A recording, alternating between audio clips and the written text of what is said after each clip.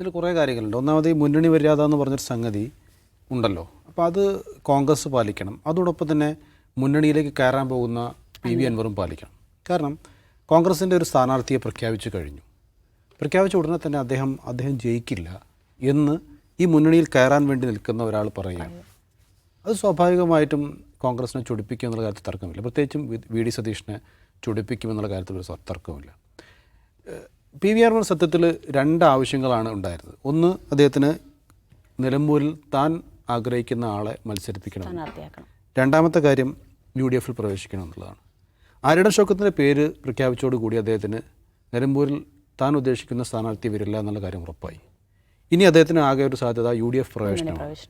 അപ്പോൾ ആ രണ്ടാമത്തെ സാധ്യതയെയും അദ്ദേഹം ഇല്ലാതാക്കുന്നതാണ് പിന്നീട് കാണുന്നത്. അത് കോൺഗ്രസിൻ്റെ സ്ഥാനാർത്ഥിയെ പരസ്യമായി തള്ളുന്നതോടുകൂടിയാണ് അതില്ലാതായിക്കൊണ്ടിരിക്കുന്നത്. ഇപ്പോൾ അത് പൂർണ്ണമായും ഇല്ലാത്ത അവസ്ഥയിലേക്ക് കാര്യങ്ങൾ എത്തിച്ചേർന്നു. ഓരോ ദിവസവും ഇന്ന് അദ്ദേഹത്തിൻ്റെ മാക്സിമാണ്. കാരണം അൻവർ മിണ്ടാത്ത സമയം എന്ന് പറഞ്ഞാൽ വളരെ കുറവാണല്ലോ.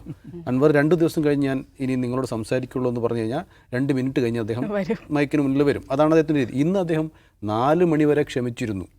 KC ആണ് ഇനി രക്ഷ എന്ന് പറഞ്ഞ് കാത്തു നിന്നിട്ട് KCയെ ഫോണിൽ പോലും കിട്ടാത്ത അവസ്ഥയിലേക്ക് കാര്യങ്ങളെത്തി. അവസാനം 4 മണിക്ക് അദ്ദേഹത്തിന് പിടിവിട്ട് പ്രതികരിക്കേണ്ടി വരികയും അദ്ദേഹം വളരെ കൃത്യമായ വാർത്താസമ്മേളനത്തിൽ അദ്ദേഹം വ്യക്തമാക്കുകയും ചെയ്യുന്നുണ്ട്. എന്നെ ഒതുക്കാൻ വേണ്ടി ഈ തെരഞ്ഞെടുപ്പിനെ VD സതീശൻ ഉപയോഗിക്കുകയാണ് എന്ന് അദ്ദേഹത്തിന് പറയേണ്ടി വന്നു. ആ അവസ്ഥയിലേക്ക് കാര്യങ്ങളെത്തി. ഇനി ഒരു ചർച്ചയ്ക്ക് പോലും സാധ്യതയില്ലാത്ത വിധം അദ്ദേഹം ഇന്ന് അദ്ദേഹത്തിൻ്റെ വാക്കുകൾ ആ രീതിയിൽ പറഞ്ഞിട്ടുണ്ട്. അപ്പം ഇദ്ദേഹത്തിന് 2 ആവശ്യങ്ങളിൽ 2ഉം നടക്കാത്ത രീതിയിലേക്കാണ് കാര്യങ്ങളുടെ പോക്ക്.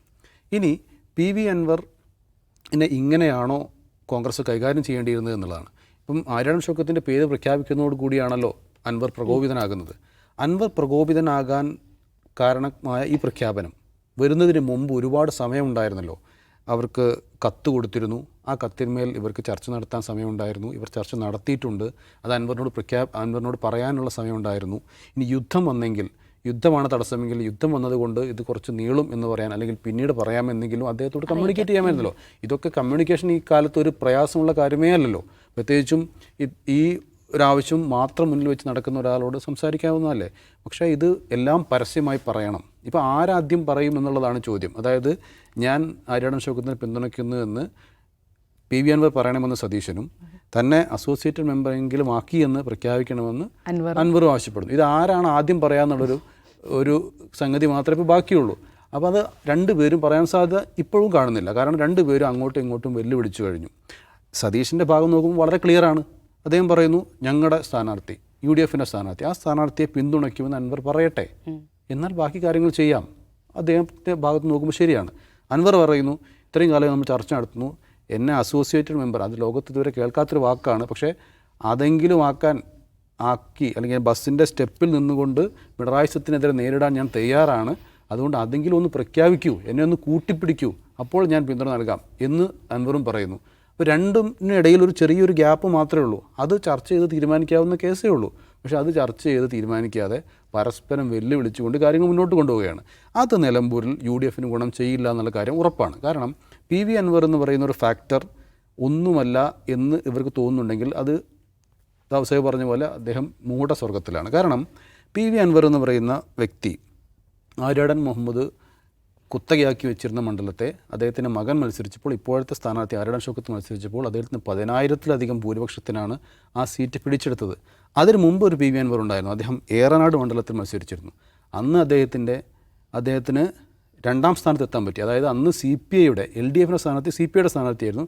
അദ്ദേഹത്തിന് വെറും 3000-ൽ താഴെ വോട്ട് മാത്രമാണ് ആ മണ്ഡലത്തിൽ ലഭിച്ചത്. CPMൻ്റെ 4ാം സ്ഥാനത്തേക്ക് എത്തി. CPMൻ്റെ പിന്തുണ പോലും അന്ന് അൻവർ നേടിയെടുക്കാൻ സാധിച്ചു എന്നുള്ളതാണ്.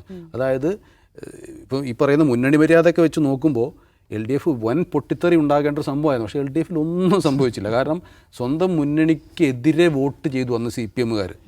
അത് അൻവറിനെ കൊണ്ടാണ് സംഭവിച്ചെന്ന് പറയണം. അപ്പോൾ അൻവറിന് അത്തരത്തിലുള്ള കഴിവുകളുള്ളൊരു വ്യക്തിയാണ്. അതിന് മുമ്പോ ശേഷമോ വയനാട് ലോക്സഭാ മണ്ഡലം മത്സരിച്ചു. അവിടെ നല്ല വോട്ടാണ് അദ്ദേഹത്തിന് ലഭിച്ചത്. വലിയൊരു ശതമാനം വോട്ട് അദ്ദേഹം ഒറ്റയ്ക്ക് നിന്ന് മത്സരിച്ചു. അപ്പം അദ്ദേഹത്തിന് വോട്ട് സംഘടിപ്പിക്കാനും ഉള്ള പ്രത്യേകമായ കഴിവുള്ളൊരു വ്യക്തിയാണ്. അദ്ദേഹത്തിന് ആശ്രിതരായി ഒരുപാട് ആൾക്കാരും ആ മണ്ഡലങ്ങളിലൊക്കെ ജീവിക്കുന്നുണ്ട്. ആ തരത്തിലൊക്കെ വോട്ട് സംഘടിപ്പിക്കാൻ അദ്ദേഹത്തിന് കഴിയും എന്നുള്ള കാര്യം ഉറപ്പാണ്. അതുകൊണ്ട് തന്നെ കഴിഞ്ഞ ദിവസം രാഹുൽ മാങ്കൂട്ടത്തിൽ നമ്മുടെ ചാനലിൽ തന്നെ പ്രതികരിക്കുന്നത് കണ്ടു. അൻവർ ഒറ്റയ്ക്ക് നിന്നാൽ അദ്ദേഹത്തിന് ഒരു വോട്ടാണ് കിട്ടുന്നതെങ്കിൽ അത് കഴിഞ്ഞ തവണ LDF കിട്ടിയ വോട്ടാണ് എന്നാണ് അദ്ദേഹത്തിൻ്റെ ഭാഷ്യം.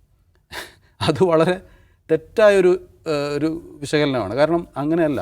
ഇദ്ദേഹം പിണറായി വിജയനെതിരെ അത്രയും ശക്തമായ നിലപാടെടുത്തുകൊണ്ട് രാജിവെച്ച ഒരു വ്യക്തിക്ക് ഇനി LDF അനുകൂലിക്കുന്ന ആരാണ് വോട്ട് ചെയ്യുക? ആരും വോട്ട് ചെയ്യാൻ സാധ്യതയില്ല. അപ്പോൾ അതുകൊണ്ട് തന്നെ ആ തരത്തിലുള്ള വിശകലനങ്ങളൊക്കെ വളരെ തെറ്റാണ്. അൻവർ ഒരു ഘടകമല്ല എന്നാണ് UDF കരുതുന്നതെങ്കിൽ അതും തെറ്റാണ്. നിലവിലുള്ള അവർക്ക് ഉണ്ടാകേണ്ടിയിരുന്ന മേൽക്കോയ്മ ഈ ഒരു വിഷയത്തോടു കൂടി ഇല്ലാതായിരിക്കുന്നു. അതുകൊണ്ട് തന്നെ ഈ വിഷയം എങ്ങനെയെങ്കിലും രമ്യമായി പരിഹരിക്കുന്നതാണ് UDF നല്ലത്. ഇനി അത് പരിഹരിച്ചില്ലെങ്കിൽ കഷ്ടിച്ചൊരു ജയം ഷൗക്കത്തിനുണ്ടായേക്കാം എന്ന് മാത്രമേ എനിക്ക് തോന്നുള്ളൂ.